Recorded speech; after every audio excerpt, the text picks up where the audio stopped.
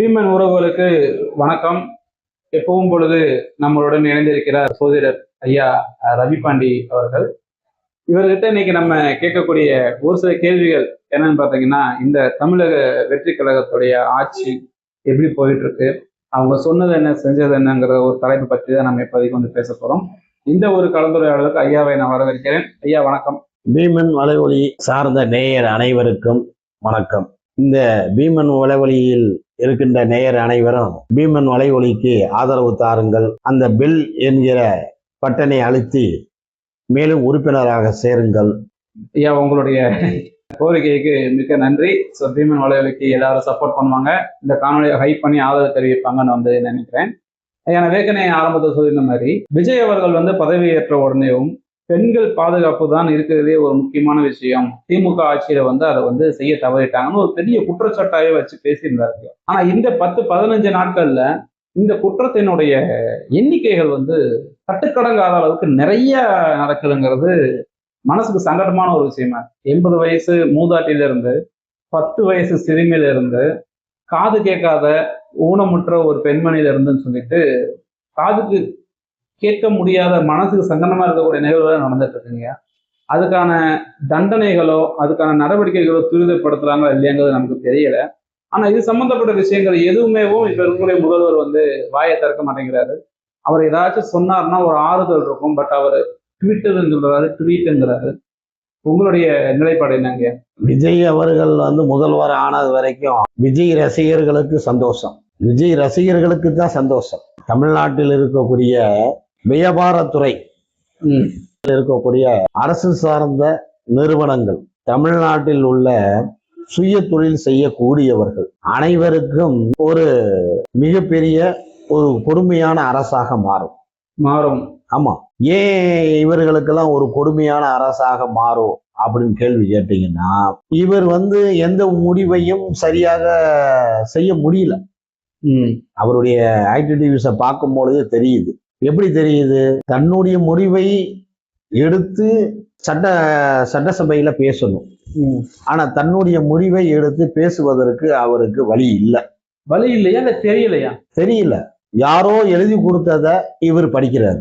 அப்படிங்கும் பொழுது இவருடைய மனநிலையிலிருந்து, அடிமனதிலிருந்து இதற்கு இப்படிதான் பதில், இதற்கு இப்படிதான் வந்து நிகழ்வு அப்படின்னு தெரிஞ்சு பேச மாட்டேங்கிறார். சுய சிந்தனை இல்லை. ஆமா, அதனால அந்த தெரிஞ்சு பேசாத ஒரு நிலை இருப்பதனால அரசு சார்ந்த துறைகளில் இருக்கக்கூடிய அதிகாரிகளுக்கும் பிரச்சனை, சுயமாக செஞ்சிட்டு இருக்கிற சிறு குறு தொழில் செஞ்சிட்டு இருக்கிற அத்தனை பேருக்குமே பிரச்சனை, நடுந்தரமாக வாழ்ந்துகிட்டு இருக்கிற மக்களுக்கும் பிரச்சனை. ஆனா அது பெண்கள் பாதுகாப்பு பத்தி தான் என்னோட கேள்வி ரொம்ப கவனமா சொல்றேன், அதுல சொல்லிட்டே வரேன்.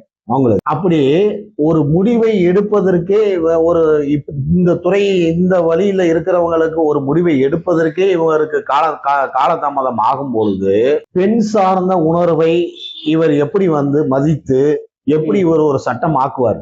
ஒரு சட்டத்தை இயற்றணும், சட்டசபையில ஒரு சட்டத்தை இயற்றணும். அந்த சட்டத்தை இயற்றி அந்த சட்டத்தை வந்து இந்த பெண்களுக்கு பாதுகாப்பான ஒரு சட்டத்தை உருவாக்கி கொடுப்பதற்கே இவருக்கு இவ்வளவு நாள் ஆகுது.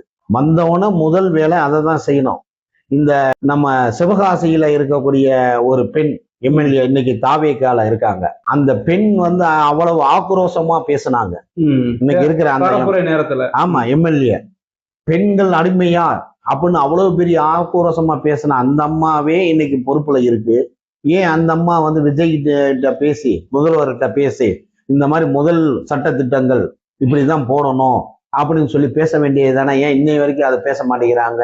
சொன்னாரு, அதை செயல்முறைப்படுத்துறதுல ஒரு சட்ட சிக்கல் இருக்கும், அதை நிறைவேற்றினா செஞ்சிடலாம் நீங்க சொல்றீங்க. ஆமா, ஆனா இவர் சொல்லக்கூட மாட்டேங்கிறாரு, வாயை கூட திறக்க மாட்டேங்கிறாரு. அவரு பேச மாட்டாருங்க, அவர் பேசுவதற்கே வழி கிடையாது, அவர் பேச மாட்டாரு. இப்ப வரைக்கும் ஒரு சிறுமி பாலியல் தொல்லைங்கிறது ரெண்டாவும், பெரியவங்க பெண்மணிகளுக்கு வந்து அப்படின்னு சொல்லிட்டு மொத்தம் ஒரு 7-8 பாலியல் குற்றச்சாட்டுகள் வந்து நிறைய வந்திருக்குங்கய்யா.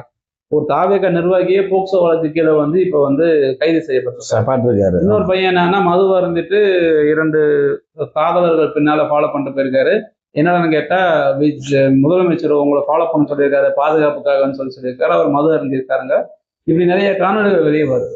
ஆனா இப்ப ஒருவேளை நான் விஜய் அவர்களுடைய இடத்துல இருந்திருந்தால் இப்படி ஒரு குற்றச்சாட்டு வரும் பொழுது மக்கள் கொந்தளிச்சுட்டு இருக்கும்போது நான் கண்டிப்பா என்ன பண்ணிருப்பேன் அப்படின்னா, உங்க வலிய வேதனை எனக்கு புரியுது, இது மிகப்பெரிய ஒரு இழுக்கு நம்ம தமிழ்நாடு மேல இருக்கக்கூடிய இந்த கயவர்கள் மீது கண்டிப்பாக உச்சபட்ச நடவடிக்கையை சட்ட ரீதியாக கண்டிப்பாக நாங்க எடுப்போம், இவங்க எங்களுடைய பிடிச்சிருந்து தப்பிக்க முடியாதுங்கிற ஒரு ஒரு அஃபர்மேஷன், ஒரு ஒரு உறுதியான வார்த்தைகளாச்சும் நம்ம கிட்ட சொன்னா பரவாயில்லப்பா, முதலமைச்சருக்கான பதில் சொல்லியிருக்காரு, கண்டிப்பா செய்வாரு அப்படிங்கிற ஒரு ஒரு எண்ணம் இருக்கும்ல. இது அவருக்கு இருக்காருங்கய்யா. அவருக்கு இன்னொருத்தர ஆர்டர் போனோம், நீங்க இப்படி பேசுங்கன்ட்டு, அது வரைக்கும் அவர் வாய் திறக்க மாட்டார். இப்படியே இருந்தா அப்ப நம்மளுடைய நிலைமை எப்படிங்க? எதுக்குமே அவர் வாய் பேச மாட்டாரா? அதாவது இது எப்படின்னு கேட்டீங்கன்னா, இது சினிமா கிடையாது. அரசாங்கத்தை வழி நடத்துவதற்கு இது சினிமா கிடையாது. சினிமா மாதிரி நினைச்சிடக்கூடாது. இல்ல, அந்த பெண்மணி கோயம்புத்தூர்ல நடந்த நிகழ்வுல ஒரு பெண்மணி பேசும்போது, நீங்க சினிமாவை வந்து டக்கு டக்குன்னு காப்பாத்துனீங்கல்ல, அப்படின்னு உங்களை ஒரு ஆக்ஷன் ஹீரோ நினைச்சுதான் நாங்க உங்களை ஓட்டு போட்டு ஜெயிக்க வச்சோம், அப்படி நீங்க செய்யணும் அப்படின்னு அந்த பெண்மணி சொல்றாங்களே. அந்த அம்மாவுக்கு தெரியல சினிமா வேறு, இயல்பான வாழ்க்கை வேறுங்கிறது அந்த அம்மாவுக்கு தெரியல. ஏன்னா இன்னைக்கு அந்த கோயம்புத்தூர்ல ஒரு 10 வயசு மாணவி பெண் குழந்தைய வந்து பாலியல் பண்ணி கொண்டு இருக்காங்கல்ல, கடைசியில அந்த அம்மா அந்த பெண்ணை அந்த குழந்தையினுடைய அம்மா மேலேயே இன்னைக்கு வந்து திசை திருப்பி வேற மாதிரி கொண்டு வராங்க. சரிங்க, நம்ம அதுக்குள்ள போக வேணாம் நான் நினைக்கிறேன். ஏன்னா அது அரசியல் காரணம், உண்மையா போயா கூட இல்ல. அதாவது பெண்கள் பாதுகாப்பு சட்டம் சொல்லிட்டாலே பெண் குழந்தையும் சார்ந்த சட்டமும் இருக்கு. இப்ப என்ன ஆயிப்போகுதுன்னா, அந்த குழந்தைய கொன்ன குற்றவாளிங்கிற டாபிக் பத்தி பேசாம இந்த அம்மா மது இருந்துச்சா அருந்தலையாங்கிற மாதிரி டாபிக் டைவர்ட் பண்றாங்க. அது ஒரு பக்கம் இருக்கட்டுங்க. எனக்கு இன்னொரு ஒரு மனக்குமுறல், ஒரு ஒரு கேள்வி அடுத்து பார்க்கும்போது, இது வந்து பாதுகாப்பு சம்பந்தப்பட்டது பேசியிருந்தோம்.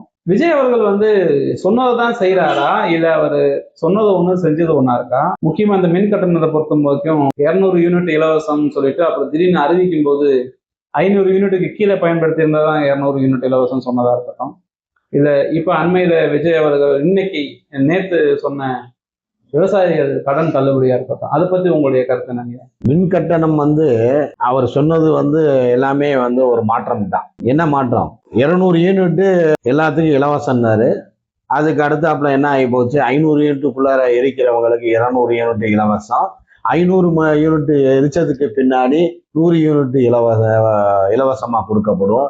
இப்படி அவர் சொன்னதுக்கு முரண்பட்ட கருத்தை தான் அதிகமா சொல்லியிருக்காரு மின் கட்டணத்தின் அடிப்படையில. அதனால அவர் வந்து கட்டணத்தை பொறுத்த வரைக்கும் அவர் சொன்னது ஒண்ணு, அவர் செஞ்சது வேற. ஆமா, வேற. அது வந்து அவர் முதல் ஏமாற்று. ஆமா, அதுவே ஒரு முதல் ஏமாற்று. அடுத்த விஷயம் வந்து இந்த விவசாய கடன் தள்ளுபடி. என்னைய கேட்டா, இந்த தமிழ்நாட்டில் இருக்கக்கூடிய விவசாய நிலம் யார் வைத்திருக்கிறார்களோ அவர்கள் இன்ன பயிர்தான் இந்த தமிழ்நாட்டில் பயிரிட வேண்டும். அதனால் இந்த தமிழக அரசு உங்களுக்கு அதற்கு உண்டான உபகரணங்கள், அதாவது அதற்கு உண்டான சாதனங்களையும் அதற்கு உண்டான செலவுகளையும் இலவசமாவே நாங்கள் தருவோம் அப்படின்னு சொல்லணும் விஜய் அவர்கள். அதை சொல்லிட்டா கடனுக்கே தேவைதான். கடனே தேவையில்லை.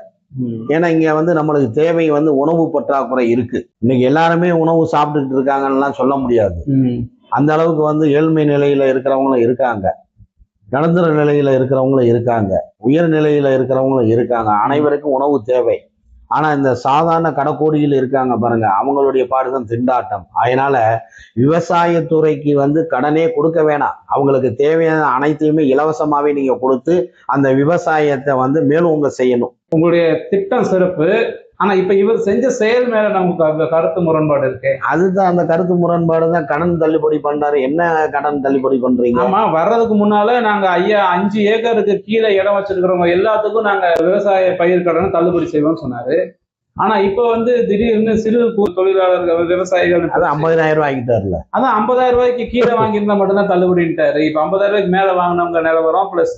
அப்ப எப்படிப்பட்ட ஒரு ஏமாற்றம்? அதாவது அவரு சினிமா துறையில் இருந்தவர். சினிமா துறையில இருக்கிறவருக்கு அரிசியை பத்தி தெரியாது, நெல்லை பத்தி தெரியாது, கேப்பையை பத்தி தெரியாது, சோளத்தை பத்தி தெரியாது, அது எப்படி விளையுதுன்னு கூட தெரியாது. கேப்பை எங்க இருந்து வருதுன்னு அப்படின்னு கேட்டா கூட அவருக்கு தெரியாது. அப்படிப்பட்ட நிலையில இருந்தவரை கொண்டு வந்து இன்னைக்கு முதலமைச்சரா நம்ம ஆக்கி வச்சிருக்கோம்.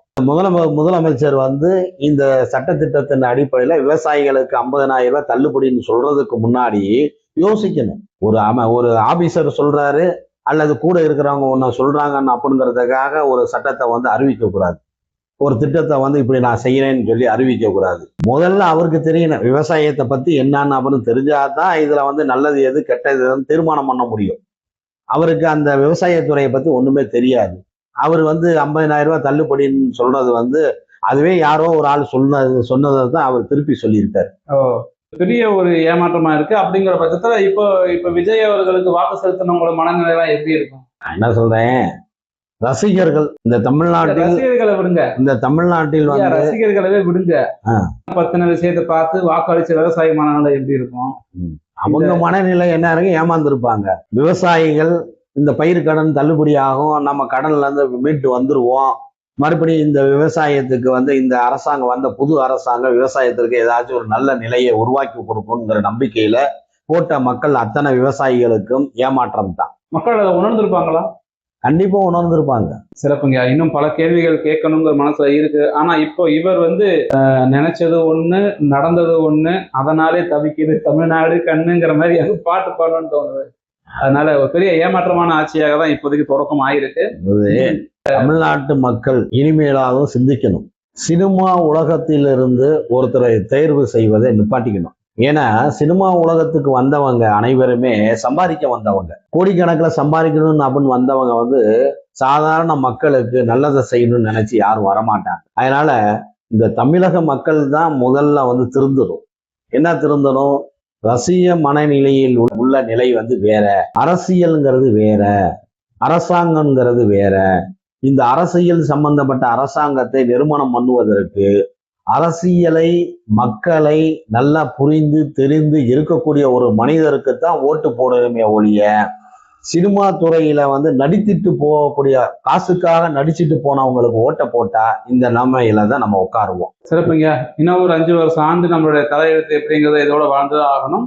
இருந்தாலும் 5 வருஷம் ஏன் நீங்க போறீங்க? இடையிலேயே வந்து இந்த அரசு கவிதை நடந்தா பார்க்கலாம், அது 2வது விஷயம். நமக்கு அப்படிப்பட்ட எண்ணங்கள்லாம் கிடையாது. யார் ஆண்டாலும் மக்களுக்கு நல்லது நடக்கணும், சரியான முறைகள் நடக்கணுங்கிறத நம்ம வந்து விருப்பப்படுறோம். அதுல எந்த மாற்றத்தும் கிடையாது. உங்களுடைய நேரத்தை ஒதுக்கி இதுக்கான பதில் சொன்னதுக்கு மிகவும் நன்றி, வாழ்த்துக்கள். அடுத்த காணொளி. வணக்கம்.